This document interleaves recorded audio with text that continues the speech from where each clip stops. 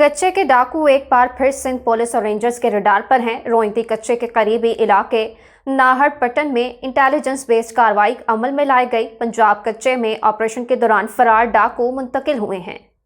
इन डाकुओं को पनाह देने वालों के खिलाफ कार्रवाई का आगाज कर दिया गया। एसएसपी घोड़की मोहम्मद अनवर कैथरान के मुताबिक मुबैना तौर पर इत्तलाआत हैं कि पंजाब के कच्चे से फरार होने वाले डाकू अंडर गैंग और दीगर को पनाह देने वाले डाकुओं के खिलाफ सिंध रेंजर्स और घोड़की पुलिस ने नाहरपटन रोइंती कच्चे में ऑपरेशन का आगाज कर दिया है। पहली कार्रवाई में मुतादिद डाकुओं के हलाक और मुतादिद जख्मी होने की इत्तलाआत हैं, जबकि 50 लाख रुपए से ज्यादा इनाम याफ्ता बदनाम जमाना खतरनाक डाकू तनवीर उंडर मारने का भी दावा किया गया है। जो बदनाम ज़माना डाकू तनवीर इंडर, जो कि जिस पर हेड बनी थी 50 लाख रुपए, उनको न्यूट्रलाइज किया गया है।